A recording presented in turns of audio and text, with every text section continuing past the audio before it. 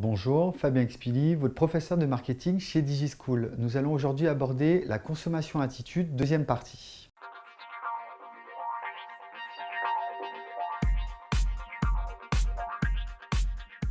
Nous avons pu voir sur une autre vidéo que la consommation attitude était une prédisposition à agir, à comprendre en fonction du coup de notre personnalité, en fonction de la façon dont on a l'habitude d'acheter, en fonction éventuellement des personnes qui sont représentatives pour nous.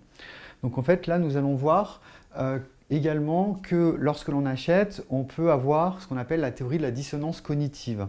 Donc c'est-à-dire que par moment on ne va pas forcément savoir comment acheter. Donc là, c'est beaucoup le cas pour des personnes, par exemple, qui ont du mal à prendre une décision. Donc, par exemple, lorsque vous décidez de partir en vacances, vous avez un budget, vous décidez de partir en vacances et vous ne savez pas forcément où aller. Vous décidez par exemple de partir soit à la montagne, soit au bord de la mer. Donc en fait, vous allez avoir des valeurs, des choses qui vous représentent, vous allez avoir des envies qui sont communes, mais à un moment donné, vous ne savez pas forcément quoi faire parce que vous avez du mal à prendre votre décision. Donc en fait, là, lorsque vous êtes en dissonance cognitive et que vous avez deux éléments de connaissance que vous connaissez, que vous avez envie de faire parce que vous savez que ça va vous faire plaisir, mais qui sont contradictoires, vous n'allez pas forcément savoir comment faire et ça peut créer des tensions chez vous. Donc là, par exemple, vous allez du coup décider de faire des choix en fonction de critères qui sont bien déterminés.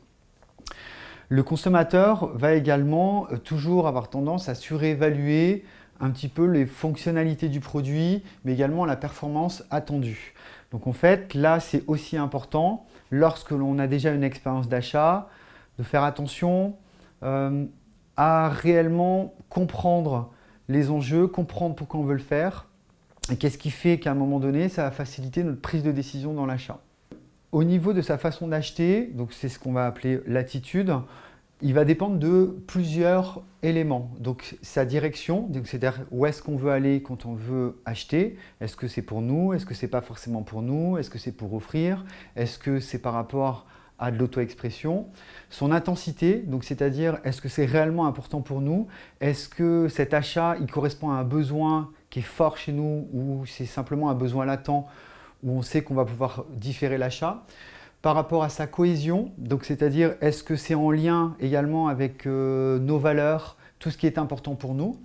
Sa durabilité, donc est-ce que l'achat est plutôt banal, donc c'est-à-dire qu'on va pouvoir renouveler régulièrement, ou anormal, un achat qui est déjà important et qui du coup nécessite une réflexion. Et le degré de soutien qu'elle reçoit des autres. Donc c'est-à-dire qu'à un moment donné, si on achète ce produit, est-ce que les personnes vont dire oui c'est très bien, ou est-ce que pour nous, voilà, en effet, ça risque d'être difficile par exemple à faire comprendre aux autres. J'espère que cette vidéo vous aura été utile. N'hésitez pas à aller voir les autres sur le même thème sur notre site internet et à télécharger les fiches de cours correspondantes. À bientôt chez DigiSchool.